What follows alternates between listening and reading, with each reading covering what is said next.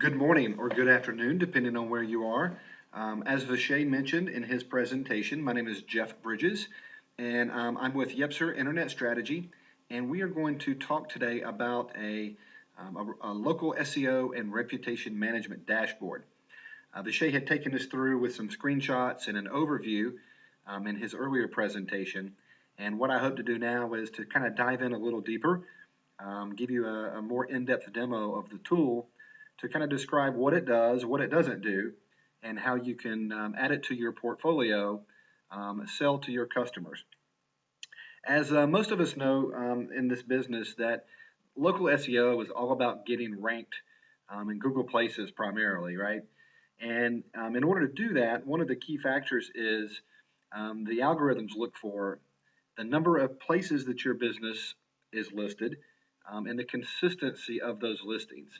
So obviously you want to be as listed in as many places as possible in local search directories like Yelp and Kudzu and City Search, and also have as many citations as you can. And secondly, with these places where your profiles are listed, obviously there's many of them offer end users the ability to leave reviews about the business.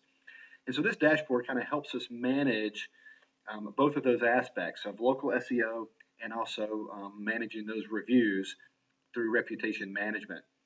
I will point out quickly that on the back end of this tool, we have the ability to private label it.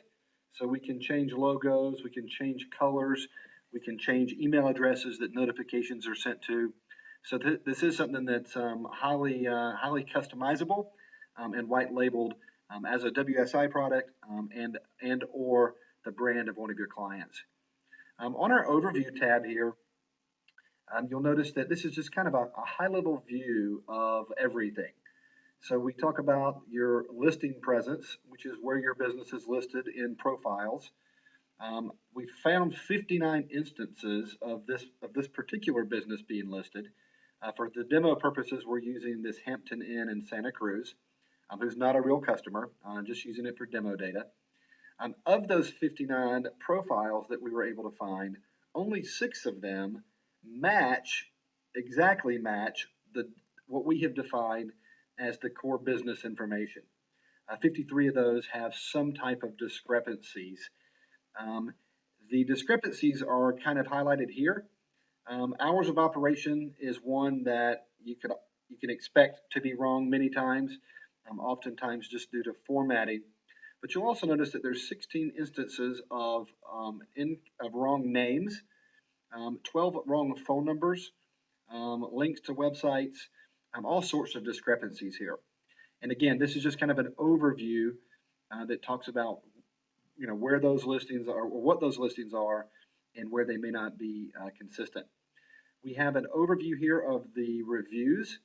So we just give a quick snapshot of how many reviews in the last 30 days, the top review sources, and then of course just some distribution curves and some trends, and then a social buzz overview. We look at Facebook and Foursquare and Twitter and a number of others, and again just kind of a snapshot to show us what type of activity is going on the client's social media channels. I'll move into the visibility tab now, which is really the screen that talks about in more detail where this business is listed. You can see the top part here looks pretty similar to the overview tab, but as I scroll down, you'll notice that we're able to show all of the listings where this business is listed, and we prioritize them in high priority sequence down to some of lesser priority, and all of these listings here show us. Sorry for the scrolling here. In this particular case, this business is not even listed on being local, or we weren't able to find a matching listing. It's possible that it could be there, but the name, address, and phone number is just so inconsistent that we weren't able to find a match. We found a city search listing here, and you'll notice that the description and the hours match, but the website needs correction. You'll notice a Google Places listing here, or Google Plus listing. In this particular case, it's missing a description, The hours of operation haven't been defined, but the website link is there. I can go into any of these um, by clicking on this link here. It takes me to the actual listing, right? And then I can also click, there we go, here and get a little bit more detail about this. So these are the, what we're looking at here is a fairly detailed listing of what that Google Places profile actually has and has not. It shows that obviously it's listed, and we can tell that the listing has been claimed. Under listing details, again, we're just pulling in category and some of the feature listings, and then also point in the reviews. So this will take us to the link, to the tab where we can look at the 4 Google reviews, but I'll come back to this one in just a second. Okay, so again, that is kind of an overview of what this visibility tab does. We're able to sort by type of directory listing. We're able to sort by good or bad, and I'll show you how that works. If I only want to see good ones, I just click there. It takes it just a few seconds, and then it will refresh. For some reason, we're showing this one being okay, even though the description is missing, and I think that has to do with for a limitation in Foursquare on providing full descriptions of the business, but I'm not sure. Let's go back and look at the full list again. I'll show you a couple of other features of the tool. One of the things that we've recently implemented is that this tool makes a great sales presentation, because you can go into a client and say, oh, Mr. Customer, you've got 59 listings and they're all wrong. So hire WSI, and we're going to come in and fix all of these things. Well, as I mentioned earlier, some of these things are very, very difficult to fix. For example, hours of operation. We define them one way, but City Search and Google define them very differently. One may have, M through F. One may have Monday through Friday. They may or may not include AM or PM. They may be in 24-hour format.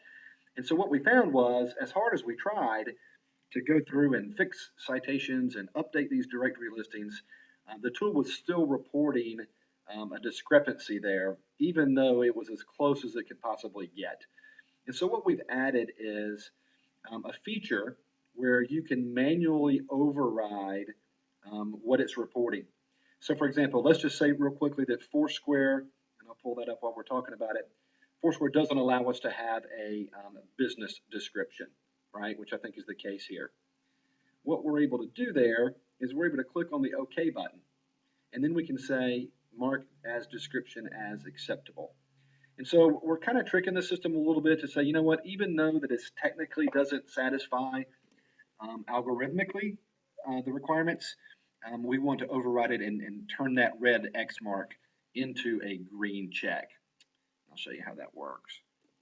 So we click yes, it will update it, and then the customer will see, there it is, switch orders for me. The customer will see that now it has a red check, a green check mark rather. Okay, so I'll touch briefly on the fix it button. One thing the tool does not do is the fix it button is not a magic button that just goes out and fixes everything. What it is, however, is a pretty little clever kind of project management tool that will help you manage the process of correcting these listings. So for example, if I go to, I guess we can just pick any one of these. If I click on, let's go to Insider Pages, and I click on Fix It, it brings me a screen now that says, take me there now. What this basically does is it just takes me to the login screen of Insider Pages. I still need to have the user ID and password. I still need to log in. I still need to claim it if I haven't already. But what we are doing in the tool is we have the ability now to leave a note describing what we have corrected. So we may want to say, Jeff submitted new listing 12/14/2003. Just as kind of an internal notation system. Many of us do this with have used spreadsheets and databases in the past, and as you can imagine, they can get fairly unwieldy. You can also include things like the user ID and password. And again, it keeps everything in a central place for managing the correction of these listings. The last thing that it'll do, I'll click on Yep, I'm done. You submitted with these notes. And then what will happen is the tool will go out now and start looking for those changes. So it'll move that listing up on the priority list and go out and try to pick up those changes that have been made. Another neat feature of the tool here is we used to list any duplicate listings just multiple times. Now we've nested them, but I can click here and see that there are actually 3 listings on Kudzu, 3 different profiles. And you can tell, let's see if we can see the differences in them. This one has a dash between N and Santa Cruz compared to this one. And then it looks like this one has anything else different. But for what it's worth, there are 3 different profiles there that the client would want to make sure to get merged. Okay, so that's kind of the visibility tab that helps you manage the local SEO elements of a campaign. And then we'll go next to the reviews tab. The reviews tab is the one that I guess customers tend to care for, tend to like more than anything. And what this does is we go out and we pull in all of the reviews that we can find and aggregate them across all the different review sources. So for this particular client, again, we're still looking at the Hampton Inn. They've had 8 reviews in the last 30 days. Overall, their top review sources are TripAdvisor, Yelp, and Expedia. This is kind of a distribution curve over time. We're able to zoom in, and if we wanted just to see in this chart here what was going on, or if we wanted to look at maybe a year or two, it looks like, you may be able to identify trends, not so much here. Maybe in October, November, they tend to have a downward spike. Again, just the ability to zoom in and look at the trending at an aggregate level. Overall, they have 4 stars. Here's a distribution curve with the number of reviews. You can see that we found 243 reviews from 12 different sources. And then we pull in all these reviews down here. Excuse me. We are able to sort if we wanted to see only 1-star reviews. Let's see, we can click on this one. It will go back through and pull in just the bad ones. Or we can click on select all and look at all of them. So we can also browse by sources. So if we only wanted to see reviews for City Search or Expedia or whatever the case may be, we're able to filter those out. What's really cool about this too, and it's probably one of the most underutilized features of the tool, is, and Vishay mentioned this in his earlier notes, is the ability to then syndicate these reviews. At Yepser, we do a lot of social media management, and one of the things that we struggle with clients is content creation, right? So the client says, "Oh yeah, we'll provide all the content," and then they never do. And so we're constantly coming up with a challenge of identifying good content to be distributed or syndicated across the social media channels. What we're able to do directly from the tool, if we choose to do so, is when we get a positive review, they go above and beyond. Sue was amazing. This would be something that I would be able to tweet directly from within this tool. I would also be able to post that on Facebook. Show you how that works. Right? I'll be able to post that on a number of other services, and there's dozens and dozens and dozens of them here. I can email it, I can print it, I can put it on LinkedIn, Pinterest, StumbleUpon. Again, dozens and dozens and dozens of social media sites that I can then, within the convenience of this tool, publish these reviews, generating positive content, SEO-friendly content that will help the customer. All right, we have an ability to search reviews. So if we only wanted to search for breakfast, just to kind of see maybe if if breakfast was something that was, I guess, popular. It will go through and you'll notice here, it'll return all the reviews that have the word breakfast in them, with some highlights. You'll notice some of these don't have stars. It's kind of a moving target. TripAdvisor and some others routinely change the way that they format these things. And so sometimes we're able to pick up the stars and sometimes we're not. And it's just kind of, it just kind of is what it is. This particular one is showing overall 4 stars. Here's the review. And I'm not sure why that's not picking up, but you will see from time to time how this may fluctuate between showing you a numerical representation of star values versus not. It just, again, as you can imagine, guys, these sites change all the time, and so we're sometimes you'll see it, sometimes you won't, but we're able to do it in a way that as these sites make changes, nothing breaks. It just may be a little bit inconsistent in how it looks in the reporting. Okay. Another point that I'll jump over to is that you have the ability to set up notifications. So we're able to send out text alerts and or emails anytime anything changes about a business that's loaded in the dashboard. So if a new review comes in, right, from any of these sites, the person that we set up here in the notifications tab would be notified via text message and or email. And it's pretty cool. It doesn't just say, hey, Jeff, you have a new review.